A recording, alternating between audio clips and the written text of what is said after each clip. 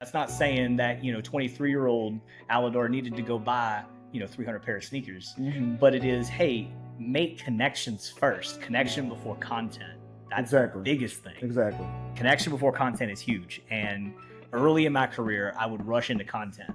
That first week of school, I'm doing assignments, I'm doing essays. But now I spend about a week building connection, building rapport. We do assignments, of course, but I'm trying to build a connection about, well, what does Dre like to do? What does Johnny like to do? What is Samantha's favorite thing? And then I have an inroad later to where when they're working on something in a group or they're working individually, I can go over and I can talk to Samantha about what she told me at the beginning of the school year. Like, Right. oh, she's really into Taylor Swift. I might not be, but I'm going to ask questions. Yeah. Because she may not understand what a Jordan 4 is, but she'll notice and she'll ask me. Right. And then we have a thing. And then Samantha at the end of the year is giving me a lot more effort on her assignments when we all know end of the school year, motivation's low. Oh yeah. Both teachers and students. Oh yeah. Right? Oh, yeah. Motivation is to the floor because everybody's ready to leave. Absolutely. You see the light at the end of the tunnel. Yeah. Most definitely. Most definitely. So you know, like that's one of the main things. That's why my wife has such a passion for students, because she develops that relationship with them first. Because developing that relationship allows them to do things with like heart and feeling and say, hey, well, I don't want to let Mr. Allo down, or I don't want to let Miss Thomas down. I don't, and you saw that firsthand, like when they gave you those 95s. They were paying attention, even though it may seem like they were not paying attention. They were showing admiration for you. And yeah, it is wild that I still to this day am thrown for a loop that was the moment. And you're right, they will give you more when they're trying to impress.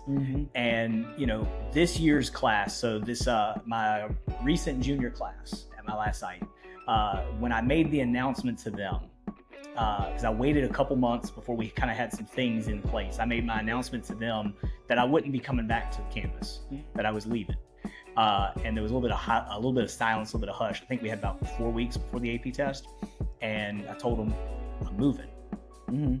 The room was dead silent, and they're like, "Okay, where to? Are you leaving to go to another site? What's the story?" And when I told them that I'm moving to Spain, everything shifted. This class had started to be a little bit tired toward the end of the year, and we were kind of going through the motions together. But once I dropped that knowledge, all of a sudden it was what you just said. They want to do right. They wanted to do right. And so this group that I just recently finished with, we got our AP numbers, our AP test scores back recently. They killed it. They went 100% pass rate, killed everything. Like, it was an amazing year. And I credit them wanting to do right by somebody leaving. They locked in. And I think it was that rapport. So this is one of those things where when you have an audience and an instructor aligned, things can change. Like, it can be a huge asset. Yeah, it can be a huge asset. It's just like with a comedian. When a comedian actually deals with like certain people that they're close to or whatever, people know them and start to see how they are offset. Yeah. Things like that. Or so it's the same way with your students. Like when they have a deeper passion for you, they want to do right by you. For sure. Even though they know that you're leaving, they want to do right and show you that they can send you off in a much better fashion. So that's huge. And what had happened kind of was I was pressuring myself to do right by them since I'm leaving them. They didn't know that I was leaving yet. And so I was pushing hard.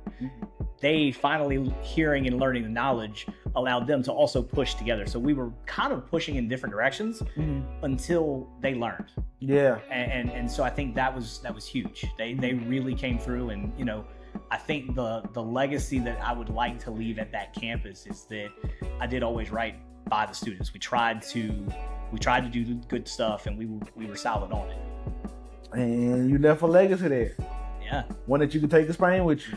Indeed. That's the wild part is man, taking what I have learned and moving to Spain it's uncharted territory because we haven't moved yet. We're actually, I don't know if you knew this, we're moving sight unseen.